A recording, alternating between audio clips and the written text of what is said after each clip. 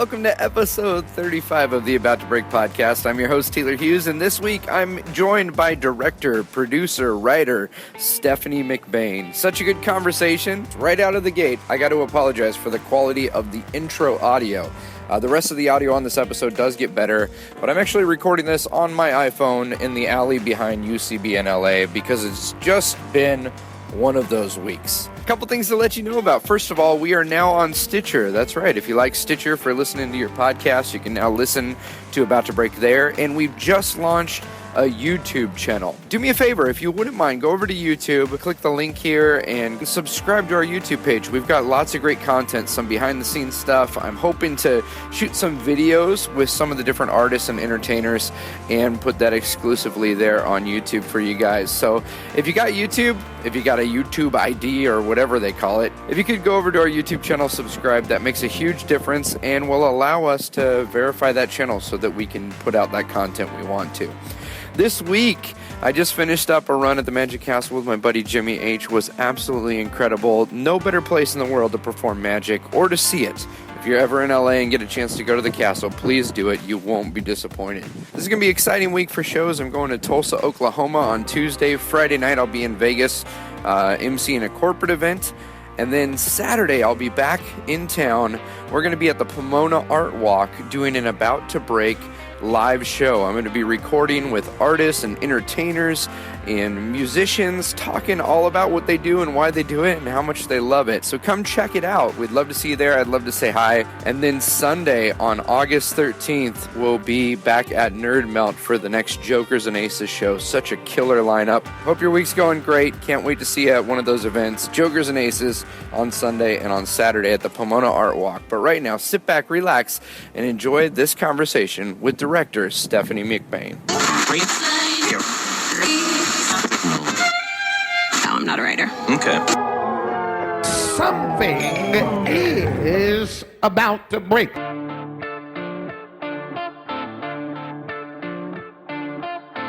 Director, writer, and actually you have a pretty cool day job currently. Or I guess it's a night job. I have a day and a night job. You have a day and a night job. I don't know the day job. I know the night job. What's the day job? I work at Barney's in Burbank. Barney's in Barney's Burbank? Beanery. That's cool. That during the That's day. That's like legendary. Castle at night. Wait, you work at Barney's Beanery during the day and the Magic Castle at night? Yeah, so Magic Castle's closing because it goes till 12:30 or Right. 2 a.m. And then Barney's is opening in the morning. So that way my schedules don't conflict. But that's totally crazy that those are two like iconic LA places. I got lucky. That's where your day. That's pretty rad. For a day job, that's pretty rad. Oh, I love it there. I really do. So we actually met at the Magic Castle. Mm-hmm. I think I was working a brunch one day. And we just were talking in between, before shows started, and you were telling me about these projects you're working on. And then I saw your film that you made for veterans. Yeah, I think I was touring for that one, Yeah. or about to go off, or just got Yes. back, or something like that. Yeah, and I watched it, and I immediately messaged you and was like, this is the greatest thing ever, we gotta talk about it. And now we're finally sitting down. I know, I'm excited. This is Glad you weird followed because, up. what is it? Right now it's Sunday morning at 9:30, and we were both at the castle last night. I think I saw you like 8 hours ago or something. It was ridiculous, yeah. So we're running on empty. We are running on empty. And you're doing a project today that you're casting today for an upcoming project. Yeah. Which is happening in a few hours. Yes. So that's a very LA thing, just to go nonstop. I mean, it was kind of like a last minute casting thing that we were like last week or 2 weeks ago, we casted 22 people. Okay. Our current project, by the way, has 44 speaking lines, 18 locations, and we have 10 days to shoot with 2 pickups. And Hollywood. As I was going through this last night, and I was talking to somebody about it, and I was like, because I'm stressed, I was like, I'm going crazy. They were like, well, who wrote it? And I was like, Stephanie did. Yeah, I did. You wrote. I didn't. What was I thinking when I wrote that? I wasn't obviously thinking with budget and time to shoot and, making it the easiest. This is my first feature film, by the way, that we're shooting in August. Goodness. So I didn't think on that scale, but that's how I work, I jump. That really is. I mean, if people think about, I'd like to do this, I'd like to write, or I'd like to act, or I'd like to, work on behind the scenes of movies. and then you do it and you go, this is cool. It's like cooler than I thought, but it's also nothing like I actually thought. Like, oh yeah, the amount of work and time and lack of sleep and all that goes into it is pretty insane. Mm-hmm. When did you know you wanted to do production and film and writing and directing? So it's interesting because I actually came out here a couple days after I turned 18. From where? Wisconsin. Born and raised in Wisconsin, right outside of Milwaukee in a little town called Cedarburg. Awesome. And moved down here 3 days after I turned 18 for acting academy at the city college for 2 years. And I had saved up enough money I didn't have to work for those 2 years. Looking back on it, I would have worked part-time. That money goes fast. But I started acting and theater training. And then in 2012, I kind of switched over to cinema department. And I was taking some of the courses there. And I ended up failing a lot of the courses there. It's just, I don't learn in that kind of environment, and I knew that. So I went up to the professor, and I was like, I just want to take some hands-on classes. They're like, you can't get a degree with it, but you can take some of the classes. Yeah. So that's what I did, and I took one directing class, and I was like, this is what I want to do. Really? I'm good at telling people what to do. Yeah. So you thought acting was your thing, and then you had a taste of directing, and were just like, I want to do this. It just fit, you know? It was like... it was a perfect fit. And I asked my professors, like, how do I become a director? And they were like, well, it's the same catch-22 of Hollywood. No one's going to give you something to direct until you've directed something. Yeah, right. So you kind of have to write something and direct it. So now I, looked into writing classes, and then I wrote my short film. And that's how I got started. And then I actually wrote this feature film that we're doing, too. So I did the short film, and then I did a comedy pilot that I co-wrote. And then I did a PSA for Operation Never Forgotten. It's a military organization. Do a lot with them. And now this feature film. Why am I still writing this feature film? Because, I've had, on the independent level that we're at, you really have to get a bunch of people to start believing in you. Yeah. And even though you have a project to show them and you have things that you're capable of, sometimes it's just not in the budget. Or, writers or anybody has this big idea of what they think their project is, and they want the $1 million budget to go with it. Oh, yeah. And it's just not realistic at my level. Yeah, there are, and that's the thing, too, in this industry. There are so many opportunities, but they're not, you hear the story of, like, I was in the frozen food section, and they pointed at me and said, you're going to be a star, but that... Oh, I wish that happened to me. Like, every single day when I went to LA, I was like, it's going to be so easy. I'm only going to shop at Gelson's. Yeah, right?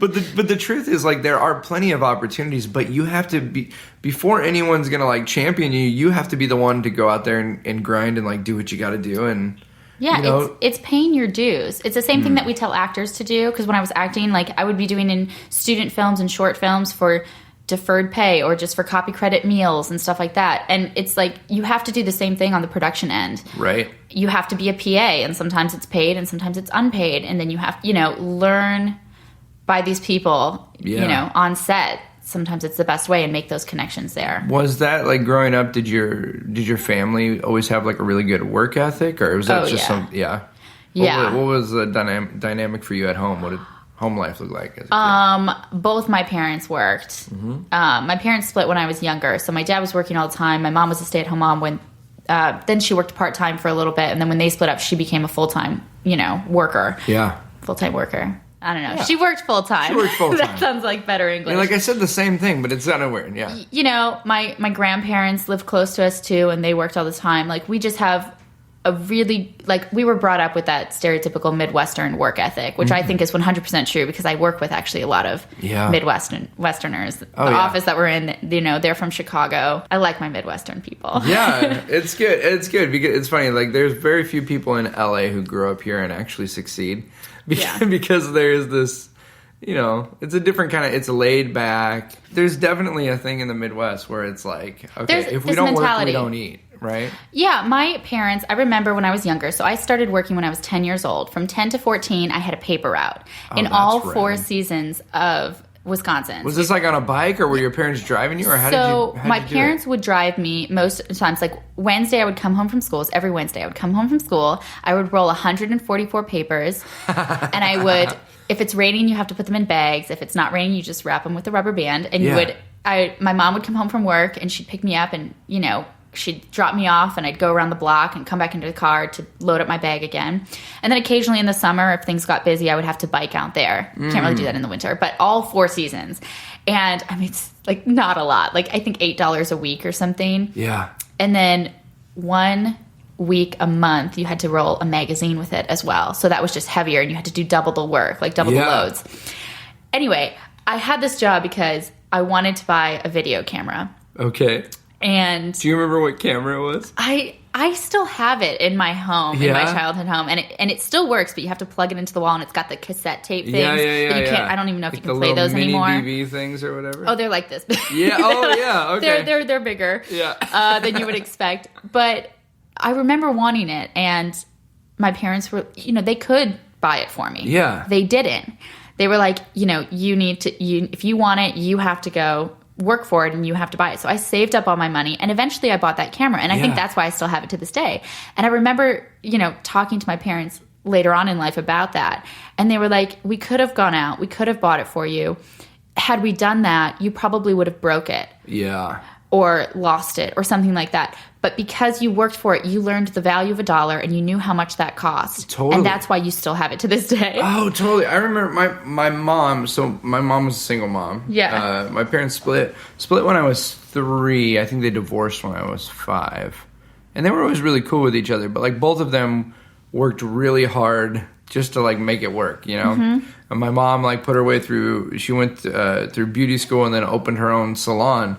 So when I was a kid, my first job, I was like 9 years old. My first job was cleaning out like all the brushes and sterilizing them. And it's a horrible, like weird job. And then we would like clean the bathrooms, But there was something about being a kid and actually doing real work that you started. I even started to appreciate the work that my parents did. And you go, oh wow, this is really hard. This is not like just take out the garbage. This is like you actually have to work. And there's something that I think when you give kids opportunities like that young, it just, like you said, it instills this like appreciation for what you have. And it really did. And it kept me working ever since. I was like, if I want something, I can have it. I just need to work for it. Oh, totally. And I worked 2 jobs throughout high school. When I turned 14, I was able to get like a quote unquote, real job or something. And 2 through high school. So I had saved up enough money to be able to come out here and pursue my dreams for those 2 years. And that was really nice. Now I'm working again 2 jobs plus my stuff. So you see how this is like lessons learned in life. Oh, totally. But I think that work ethic is really, really important because I always tell people like, I work a couple doubles a week with the 2 jobs combined together. Yeah. So when I'm doing my production or when I'm trying to write or when I'm trying to do something that is my craft, that I'm trying to make my career, that's the path that I'm going on, I have to work 12 hours a day for somebody else. And then I have to go home and still find the energy to work for myself. Right.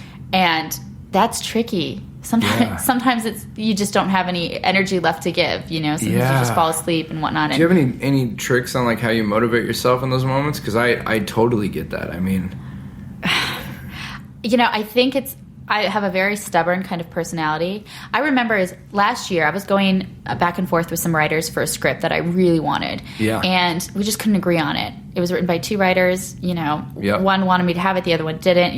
Their expectations were too high for finances and stuff. And we just had, probably shouldn't say that, creative differences. That's what you say, creative differences. Creative differences.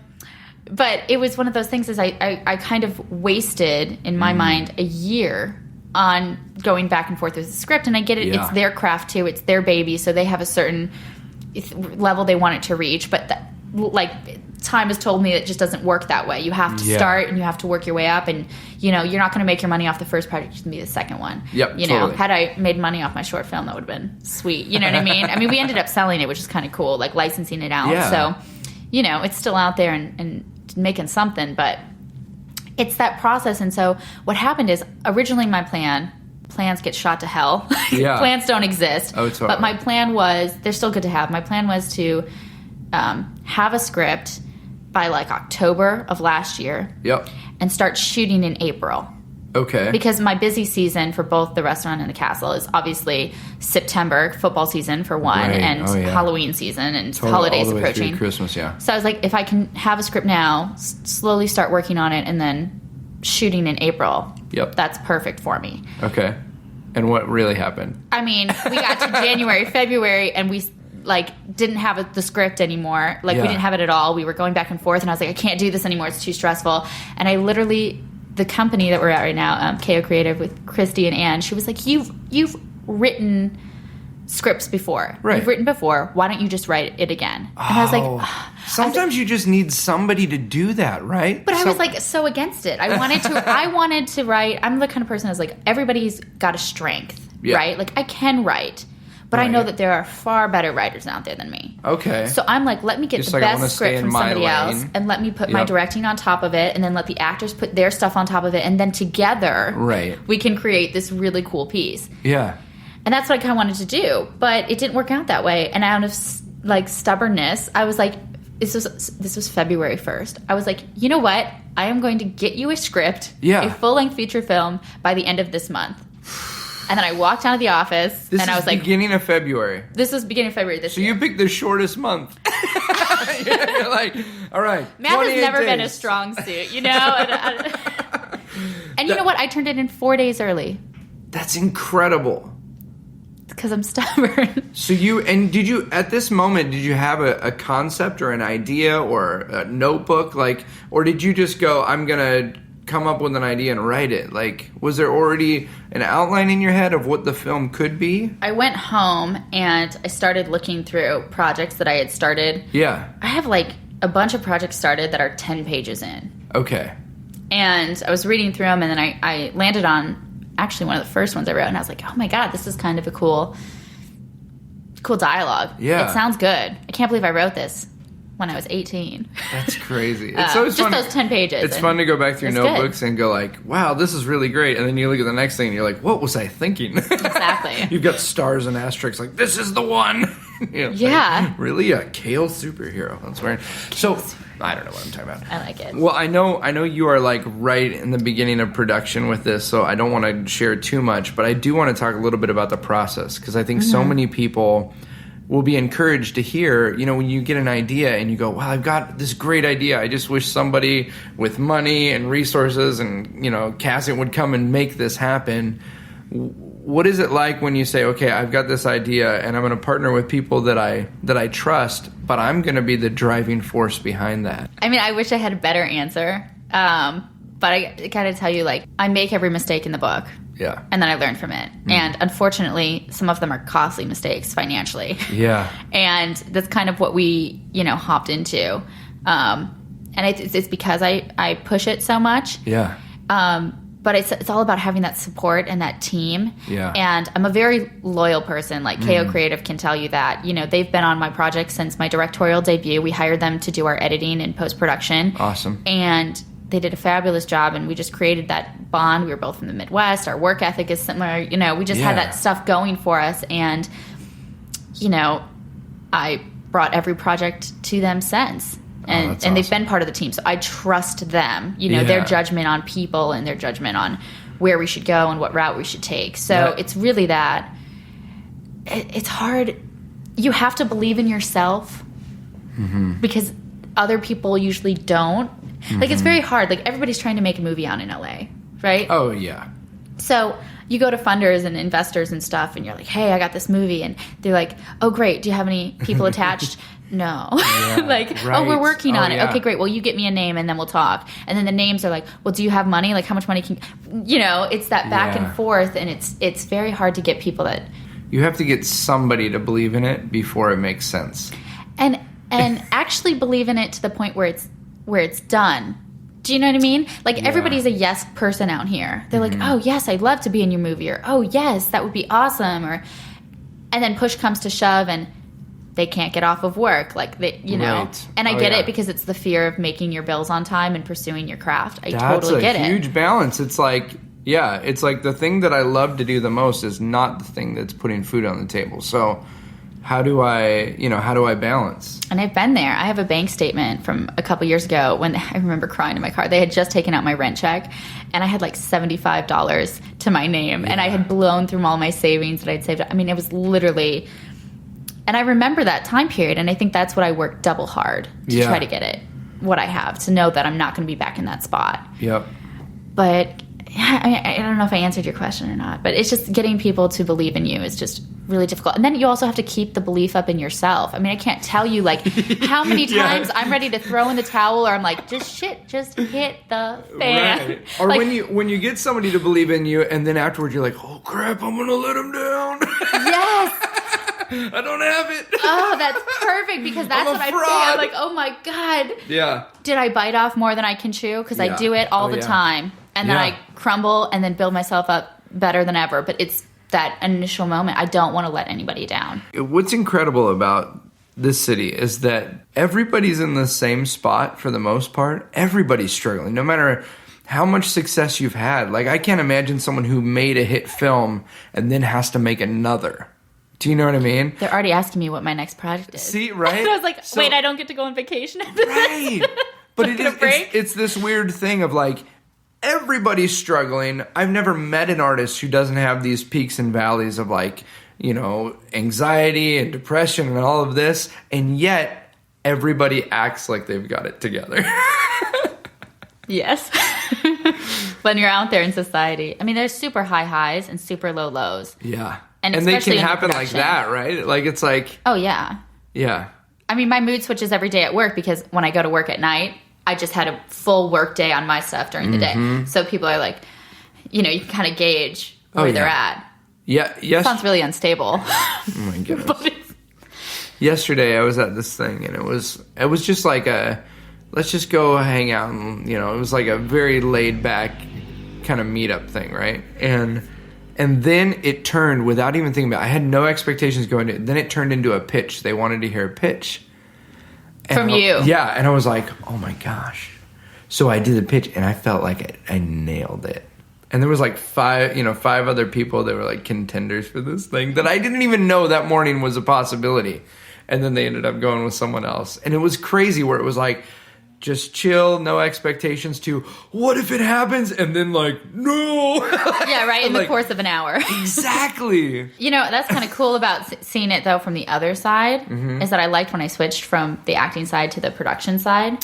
And because I do, I will, cast like the one-liners and things like that myself. I like that process. Yeah. And when I started doing that, I kind of you realize like sometimes people are so great for the role, but it just doesn't work in the ensemble. Right. Or, it's like availability. I mean, there's just so many things that go into it. It does help you mentally when you are on the other end of, you've gone to all the crappy auditions, and then you realize, I mean, so much of it is you realize they're casting a role, Yeah. I have friends who are professional musicians, and they tour with bands, and it's crazy to hear how similar their auditions are to like acting or commercial stuff, because they go, oh yeah, at the end of the day, they just wanted, a tall white guy in skinny jeans, or at the end of the day, they needed a guy who had dreads. Like, they're casting a role just like you would in a film.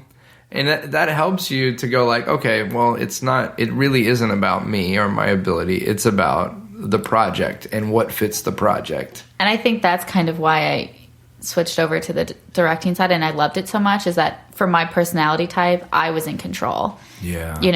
I get to call the shots, and I like that. Yeah.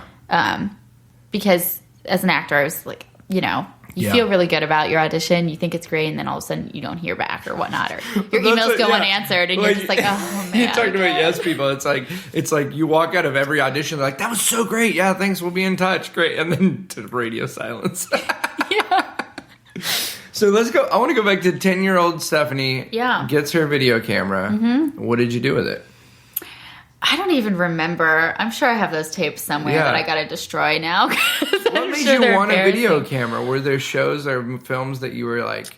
I grew up. We would watch a lot of TV Land with my dad and stuff. So we'd be watching like Happy Days and I Dream of Jeannie and Gilligan's Island. Like, those are my favorite ones. Yes. And I remember like it'd be like on the commercial break, we'd have to run and go brush our teeth and stuff like that. Like, right. to get back in time to watch the end of it. Because you have to go to bed right away after it's done. And I liked that. And then when I grew up a little bit into my teens and stuff, I watched Gilmore Girls all the time. I was completely obsessed. I would go home, lock myself in my room, watch it.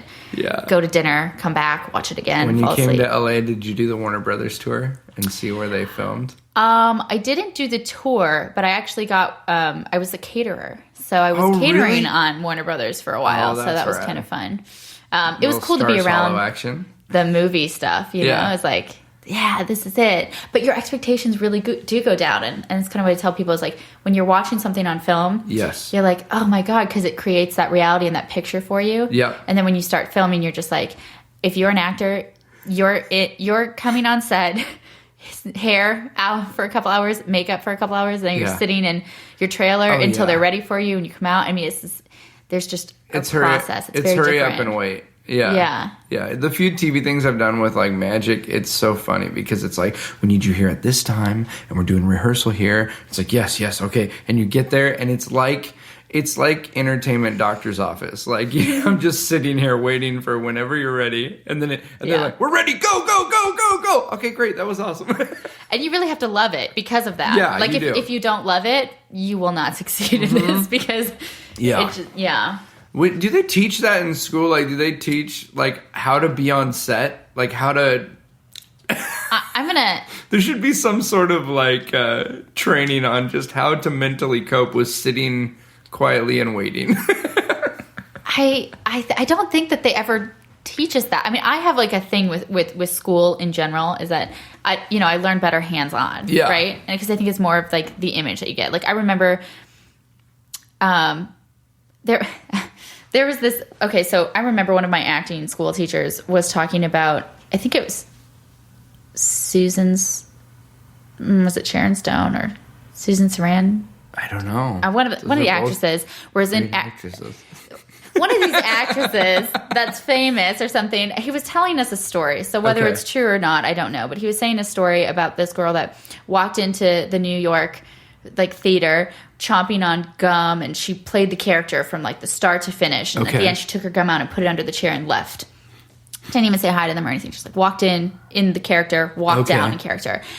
And then the casting director's like, that was amazing. And they walked up and they realized that she didn't even have gum in her mouth and she didn't put it on the chair. It was all an act from the beginning. Oh, that's awesome. And that has stuck with me because I was like, that's what this person, my acting teacher or whatever, told us was something that you could do. And it really means that you're in it.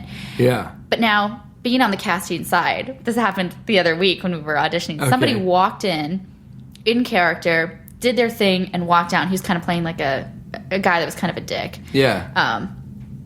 And he walked out, and I looked at my like assistant, and I was like, he was so off.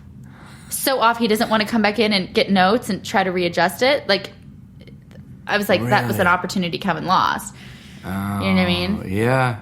It is all gambling. They just tell you one thing, but it's like it doesn't work for everybody, I guess. That's what I'm trying to say. It doesn't work for everybody. Well, and every casting agent is different in how they handle stuff. I mean, like, or what they want to see.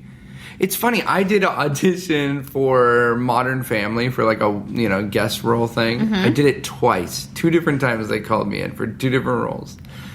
And so I'm seeing the same the casting director who's awesome, but like the first time I went in, he wanted me to do certain things. So then the next time I was like, okay, I know exactly what he wants. Not at all. Like totally different. Mm-hmm. Like his whole approach, his whole demeanor, it was like everything was different. And it was the same director, same show. So weird. Like, probably got fed up. Yeah, probably. I've seen so many people that are ready to stop. So many people trying to be magicians. Yeah, it's interesting. There's nothing prepares you for it. Like, and I never did acting school, but like the whole thing of like, you think I'm going to go to school, I'm going to get this degree, and then I'm going to be famous, and it's like nothing really prepares you to be in that room when you've rehearsed all night your sides, and then you walk in and they go, that role's not here anymore, but we want you to read for this role. Mm-hmm. You have to be flexible, Yeah. I'm doing cold reads right now for my thing. And honestly, the reason we got to cold read, I like to say, I'm going to be honest with you, but I like to say like it's because, I want to see, if the actor can do a really great cold read, then when I start working with them and it's memorized, it's going to be great. Okay. Yeah. But the reality of it is to upload sides. Yeah. Takes a long time. But I like that you could be all artistic about it and be like, no, I want to There's an artistic answer for everything, and then there's the reality. And I feel like when I was in school, they give you the artistic answer for everything, and it's like, no, that's not. Yeah. That's not it. Oh my god. When you get out there in the real world of it all. So you're casting how many roles for this film? I think we have like 44 speaking parts. 44 speaking parts. There's like 3 main roles. Okay. Right? And then and you've already got those locked in? we have some of them locked in. We have offers out for others. Cool. So we're waiting to hear back and taking it from there. That's awesome. And then you've got, 18 locations? Yes. And how many days to shoot this? 10 days and 2 pickups, but so a total of 12. But we are doing, the great thing is that we're only doing, I think, right now with the schedule, we're doing 2 or 3 company moves. Okay. In a day. That's great, 2 or 3 days. Wait, what am I trying to say? We're doing 2 or 3 company moves throughout the entire shoot. We've been able to find one location that we can use for multiple that's great. things. That's really cool. And the only reason we found that is because we have a great team that's been working on it. When I've been working to pay my bills and my other jobs, they've been working really, really hard on their end and getting it done. Very grateful for that. Because I wouldn't be in this position. I mean, in all reality, I would not be in this position and making this extravagant of a movie, without them, without their support. We're in August now. Mm-hmm. Or almost, not even, are we August? We are. We are in August. We're in the first week of August. In the first week of February. Yeah. So what is that, 5 months? That's quite the turnaround, isn't it? You said, okay, I'm going to write a script, and now 5 months later, you're actually going to production on it. Mm-hmm. And we're going to have a final product by Christmas. Here's the deal. If you would have never made that commitment to say, I'm going to get you a script, you wouldn't be doing it. I talk too much. My mouth gets me in what? I'm like, once you say it, it's all you have is your words. So once you say it, you better make it happen. Yeah. And if it doesn't happen, you better have a really good excuse why. But that's fantastic. But that's not how. There's a lot of people saying they're going to do something that don't ever do it. But I think that's my Midwestern work ethic. That's what my parents instilled in me. Yeah. Is they're like, if you want it, you do it. If you say you're going to do it, you do it. If you know better, you do better. Yep. Everybody makes mistakes, but if you know better, you should really do better. Do your parents, how do they feel about everything that you're working on now? They're excited. Yeah. They're very excited for me. That's right. Yeah. What kind of work do your parents do? My dad is semi-retired. He just works at a grocery store. Cool. Kill time. I love that idea, by the way, of I look forward to that. Someday, not really needing the job, but having a job and just being I go a place and say hi to folks and talk to them. Mm-hmm. There's something about that just... Yeah, he's got great stories from work. I love going home and seeing him because we just laugh at. He's always got a story to tell, and he meets so many people that come in and out of the place, and we just have good laughs. It was great. And then my mom, oh God, what does she do? She used to sell hospital equipment. Now she sells. I think she works for a company that sells those self-checkout machine. Oh, okay. So completely contradicting what my dad does, I guess. She's putting your dad out of business. And then my stepdad is a pharmacist. Okay. So we have those things, going. My grandma was a nurse. She worked for a very long time. Yeah. Into retirement and stuff. So. I mean, those are all jobs where you really got to hustle. I mean, and now you're doing it. I am. It's so fun. We're shooting over my birthday. Mm. And I was like, what better way to spend my birthday than doing something that I really love? I'm very excited for this birthday. I always celebrate my birthday because I'm a Leo, so I'm like, Yeah. Enough said. But I kind of I take 3 days off usually for my birthday, and I hold an event a day. Yeah. So my friends, if you can't come to one because of work, you can come to the other one. Yeah. And this year it's not happening because this year I will be on set. Yeah. And I'm really excited for it. That's so cool. Did you pick all the locations as well? Yeah. I mean, I've approved all the locations. Okay. Yes. Yeah. I went to them and met with the owners and looked at the sets and the sound stages and stuff. I love that we're days away from you doing this really cool thing. And how do you feel right now? I'm so nervous. We know it's exciting. We know that it's what you want to do, but it is exciting, and it's easy to get wrapped up in all the stress, and it's easy to kind of beat yourself down. And I am my own worst critic. I am my own worst enemy, and I self-sabotage, I feel like, sometimes. And that's why my team is so important, because they have to tell me, like, you are doing good. You know, you are taking a leap, but we are here to support you, and you won't fail. You're going to get this done. It's going to be great. You're going to be proud of it. I mean, at the end of the day, once we film it and edit it and everything, if I can watch the movie and be proud of it, done deal. Yep. You know, you hope it sells. You want it to sell. That's a goal going in as a producer. But as a director and writer, to see my film come to life and to have the experience of all these people putting their skills to make it come to life, and then being able to watch it and still be proud of it a year later or years later is really something. That idea of, I want this to hold up. You know what I mean? Like, I want this to still work down the road is huge. Yeah, and I'm hoping that this one will, you know, lead up to the place where I can make this a full-time career. You know, I joked around later that they were asking me what my next project was, and I was like, don't I go on vacation? Yeah. But it's true. I'm already starting to think about my next project, and I'm like, I can't physically sit down and write it until we're done shooting this, at least, you know. Yeah. But I definitely wrote down some ideas and some storylines and stuff that I want to explore.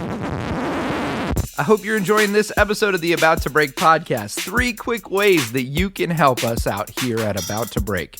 The first one is to go on iTunes and leave us a review. If you enjoyed the program, please leave us a 5-star review. Big thank you to everyone who's already done that. If you haven't yet, please jump over to iTunes. You'll need your iTunes account information. But you can click on the podcast, leave us a 5-star review. Just leave us a 1 or 2 sentence little blurb there. Let people know what you like about it. That helps us out huge. Second way you can help us at About to Break is by becoming a producer. Our goal is to have 1,000 people giving at least $1 a month to help offset the cost of producing these shows. And it does take time. And it is a passion project. I will continue putting these out for free because I think it's a helpful conversation. But anything you can do to help us out by producing the show would be awesome. Go over to abouttobreakpodcast.com, click on Become a Producer, and see what that's all about. Last thing that you can do, and this one is also a real simple way of making a difference, is just sharing the podcast. All right, when you see it out there on social media, on Instagram, Facebook, go ahead and follow along and then share it with your friends. Let someone else know how much you liked it, because it sure does make a difference. All right, back to the program. As a kid, you had a paper out and to buy a camera. Like, that's a freaking rad story, you know? I think it's the best. I am so blessed with how I was raised. Yeah. And I didn't really appreciate it growing up. Yeah. But when I moved away and I started, you know, realizing how expensive life is, you know, I mean, I have a cat, so I'm like taking care of me and this cat, right? It's not a kid. It's not a family like that. But it's still like an added expense. Like a regular expense. And you're just like, you know what? I appreciate my parents and I appreciate how they raised me, because they, in my opinion, they raised me right. They raised me to, you know, follow my dreams, but also to be realistic and logical, and it's that half and half. Yeah. Yeah, I'm very blessed. Do you find that, like, you're attracting people with that same sort of work ethic? Or, like, do you ever have someone come in who's just, like, feels entitled to a position and you're like, I feel like I'm getting better and better at spotting it. Okay. Yeah. I like to give people the benefit of the doubt. Yeah. And I like to believe the good in people. Unfortunately, in this business, in any business, you run into people that are, everybody has their own agenda, and everybody has their own reason for doing something. And you know, that's why my loyalty is so important. And that's like, this is my post house here. Yeah. I love them. They've supported me on many projects. Yep. We work well together. I know the editors. I can sit in the room and I can, you know, we just have a good vibe. Yeah. And, you know, composers, things like that, like just putting the team together, and really, once you find somebody that fits, stick with them. The film that you did, the veterans film that you did, I'd love to talk a little bit about that, because when I was watching it, I was super moved and thank you, just encouraged with how in not a huge amount of time you were able to tell this story and have it compel people to action. You know, I think that there's a lot of times people will take a touchy subject and present it in a way where it makes people feel pity and they go, oh, that's terrible. Mm-hmm. But I felt like yours was more compelling and like, hey, let's not have pity, let's have compassion. Let's actually like do something about this. Thank you. What was that like, creating that project for you? I mean, had you had any experience with family members or friends who had gone through that, or? It's interesting because I was writing it from a different perspective. Yeah. The whole thing is when any event that happens in your life, people react differently to every event, right? Right. So when something big happens, it forever changes your course because it changes how you think about something. It changes how your association and things. And that's kind of what I was trying to get to make relatable to everybody, because everybody goes through a life-changing experience and it changes them forever. Oh, totally. And so when I was asking, like, what should I write about? They were like, write about something that you know, write about something that you love, that you have passion for. And I had thought about going into the military. I don't have immediate family that went in. Yeah. But I'm from Wisconsin. A lot of those people go in to the Army or some kind of service. And I thought about it potentially before. It was either LA or like Navy I was looking at. Yeah. And it just wasn't for me. But it's one of those things that I think about the soldiers and the veterans and things like that. And to give up your own individuality, essentially, to be part of a greater unit is something that is going to forever change your life. Oh, totally. You know? And knowing that it's never going to be the same. Nothing is ever going to be the same. And so I was like, I respect that. And it's so courageous. Yeah, it's one of those things where people talk a lot when it comes to military about the sacrifice. And we say these words so much that they kind of lose meaning. Mm-hmm. You go like, oh, they're making sacrifices, you know? But then when I watched that film, you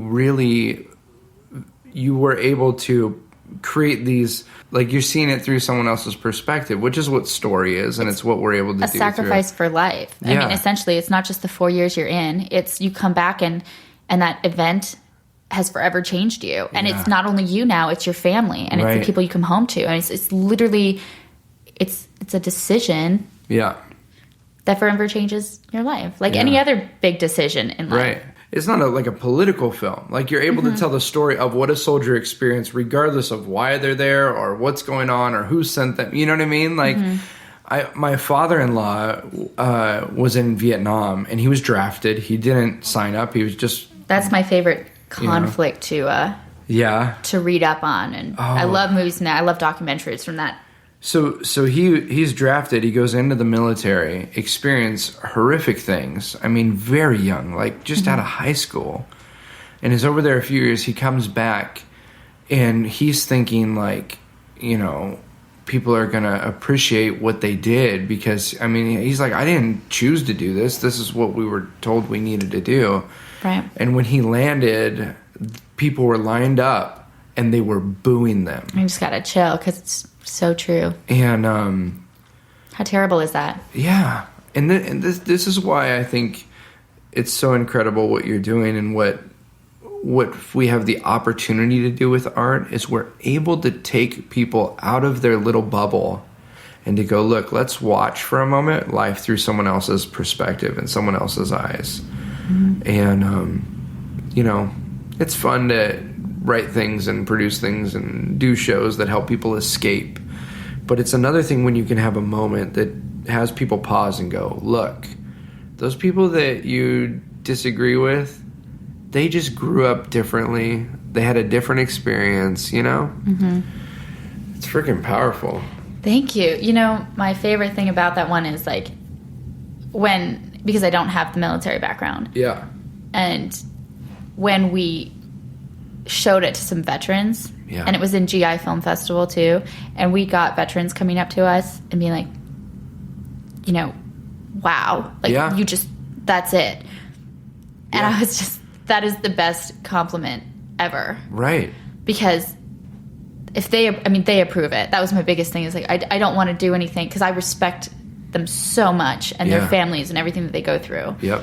So it was really cool to get that. And it also came to my mind as like the realization that I get to tell stories. Like how blessed am I that I actually get to tell stories? I mean, there's a million people that write stuff that doesn't ever get produced, and it can be great, great writing. It just never gets produced, or it never gets that opportunity to be seen. Yep. I'm blessed with my surroundings to be able to have my stuff be seen and have scripts that I make come to life. and get that message out there. So what kind of message do I want to tell? Yeah, that's huge. The biggest thing is like I'm not really a horror movie thriller kind of person. Yeah. I like pieces that are more story. I mean, I guess like there's thrillers and stuff that are story driven, but I like ones that I like a character that is relatable. Like their situation that they're going through will relate to some people, but the emotions being brought up will relate to multiple people, multiple different types of people. Yeah, you may have never had this exact instance happen to you, but you felt those feelings and you've dealt with those emotions, and you've had a relationship where this sort of thing came up.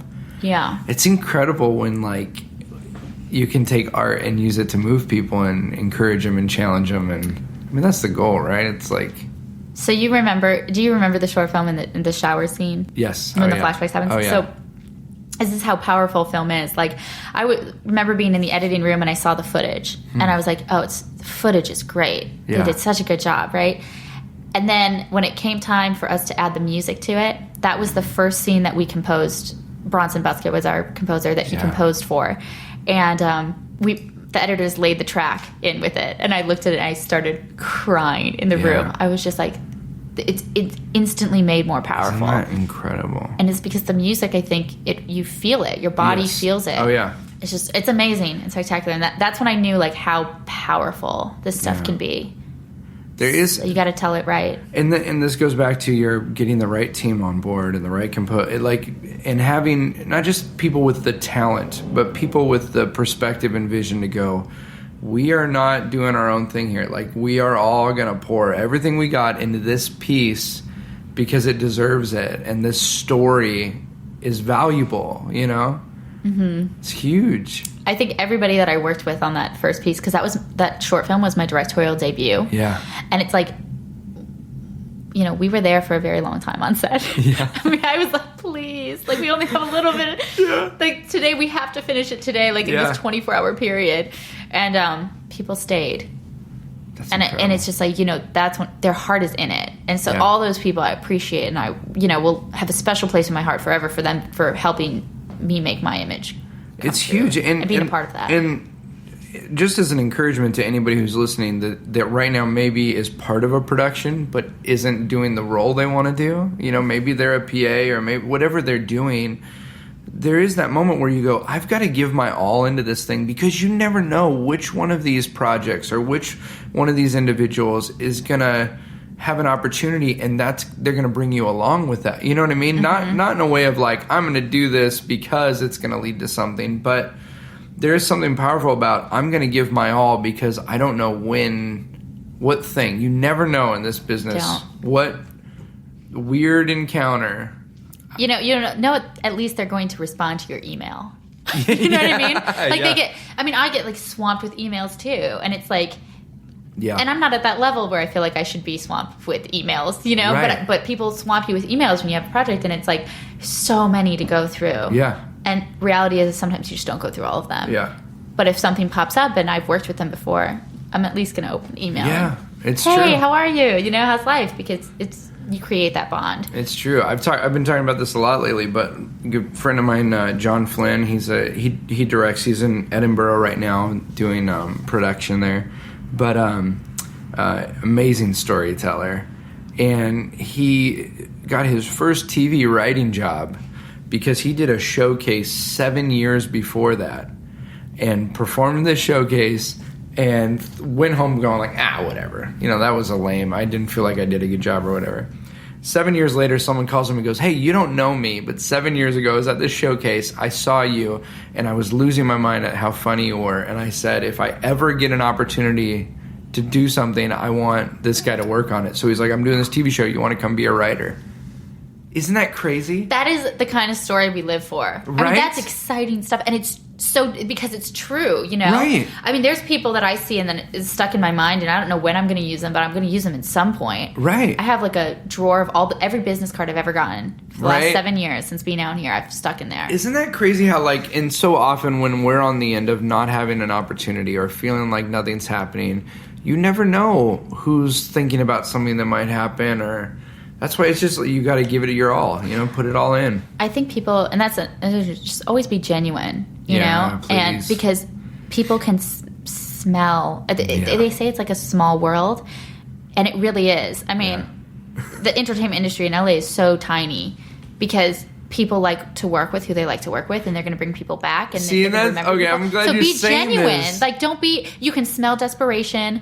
You know, if you burn the bridge. Yeah. You know, I mean, sometimes, and this is what I will say. Sometimes you have to burn a bridge with somebody. Not like, you know, don't just go light and fire to everything. No, but sometimes there are people that are bad eggs to have around you and bad energy, and sometimes you just need to stand up for yourself and cut that, because the second you do, you realize what you're worth and you realize what you stand for. Oh, totally. But in essence, like, just be genuine and mean what you say, and be kind and be honest with people. That's what I realized, is people aren't honest, and I just, it bugs me because I feel like I'm overly honest.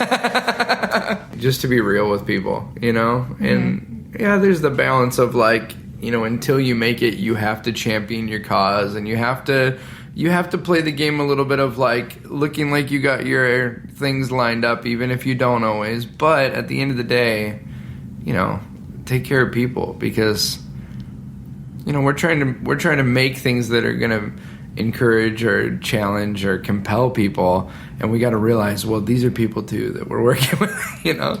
Yeah, and it's that network, you know, it's who you know, but it's who they know too, you know, and that bond. I've gotten a lot of that from the castle. Like, I didn't realize, you know, to me that's a place of work, so I didn't realize that, you know, a lot of the performers there, I thought you guys were all, like, from out of town and flew in just to do your 1 week and then left again. And I mean, I didn't realize how many of you guys are actually in the LA area. Oh, yeah. And I was like, how cool is that? Because, you know, you guys are doing it too. You're doing it on the performing side. It's just a small world. People will walk in there and I'm like, oh my God, I know you, or this, you know. And there's people, I'm sure there's people listening right now in Wisconsin who are going, LA is not small, it's huge. But the truth is, when you get here and you start, I mean, how many projects have you done where you're talking with someone and you say, oh, I worked on this, and they go, do you know so-and-so? Oh yeah, we worked together on that. And it really is like, we're all connected. We are. We are all connected, which is why we got to take care of each other. What do they say? You're like 7 people away from every person you want to meet in life or something? Yeah, somehow you can always bring it back to Kevin Bacon. Right? You know that there's like 10... somebody told me that it takes 10 years to make a career.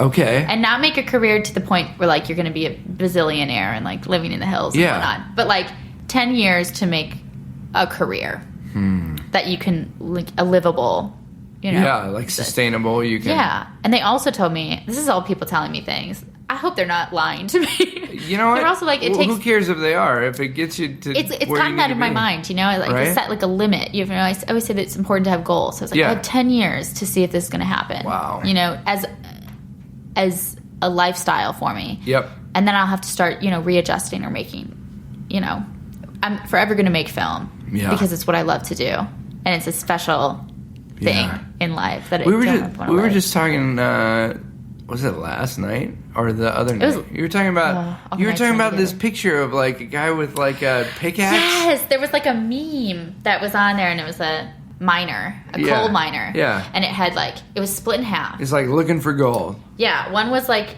almost there. Yeah. And he got bored and he turned away and he left. But you see on the picture that he was, like...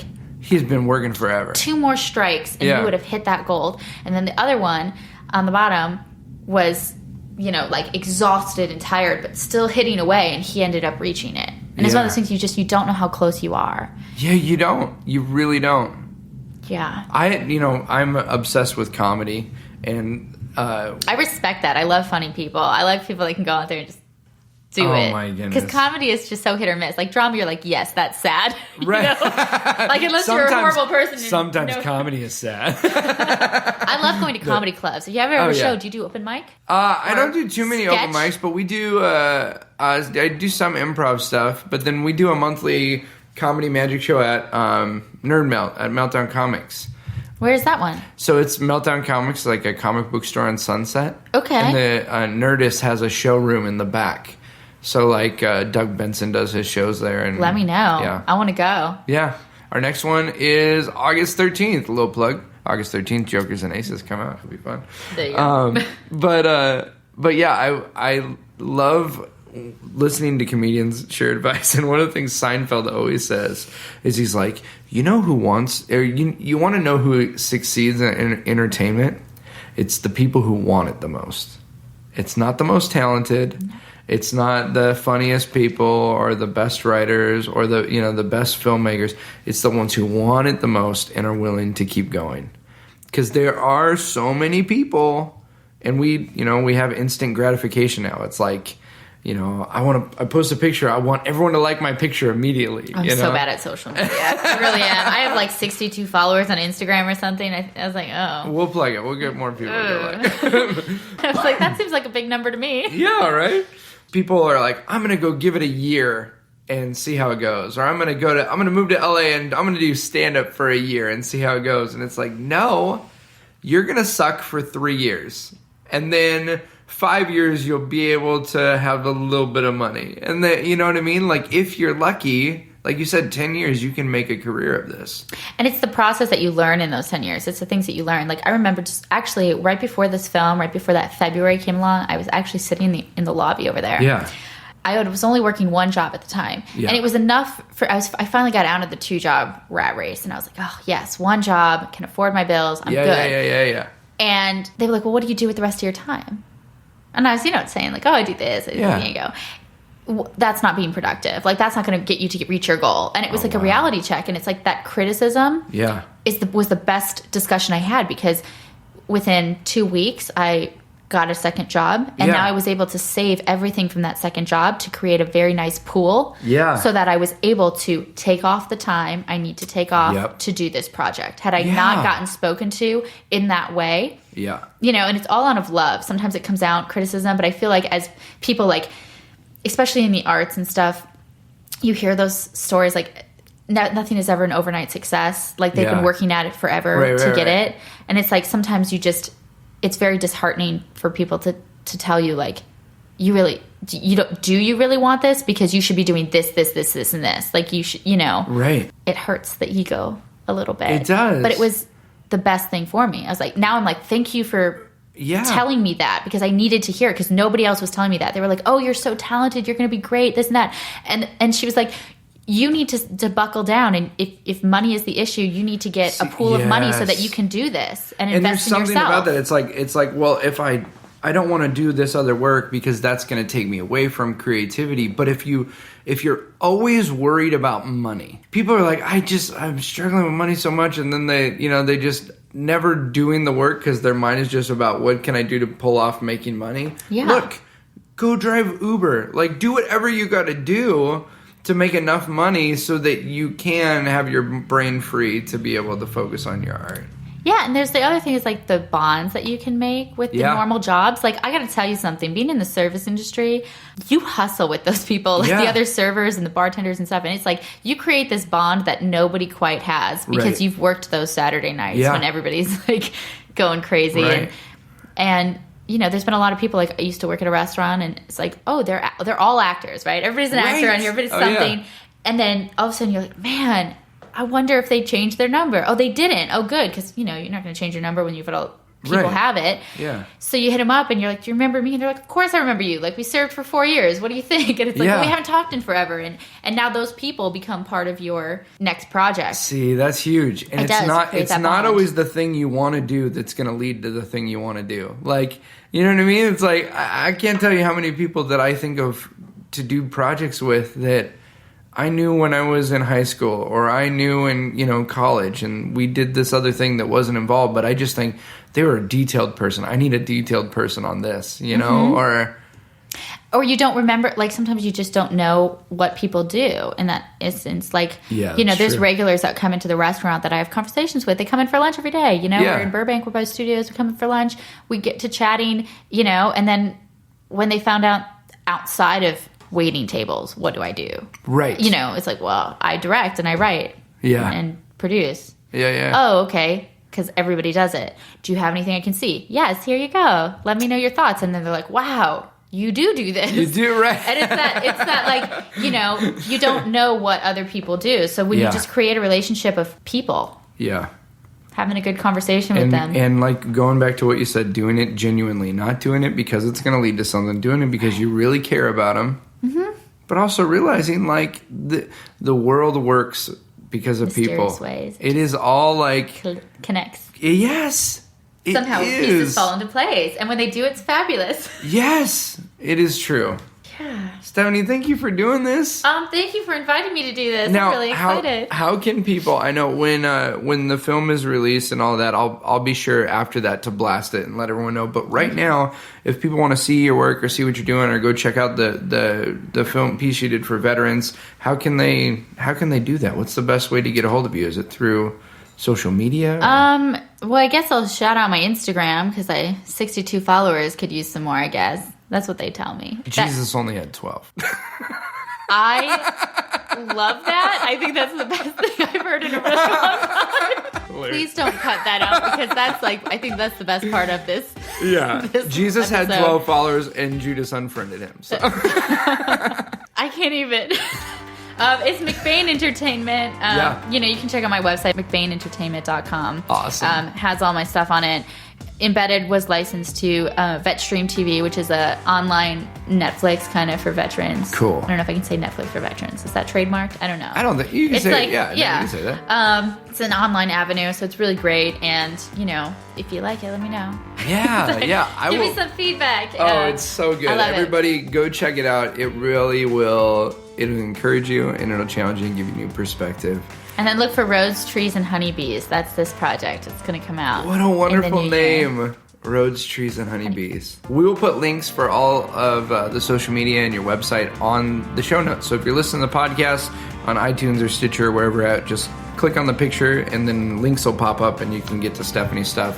And go like it and share it and let everyone know what she's working on. Awesome. Awesome, Thank you so Stephanie. much. This is fun. We can keep talking. I'm going to push stop on this, but everyone go check out Stephanie's stuff. It's too good.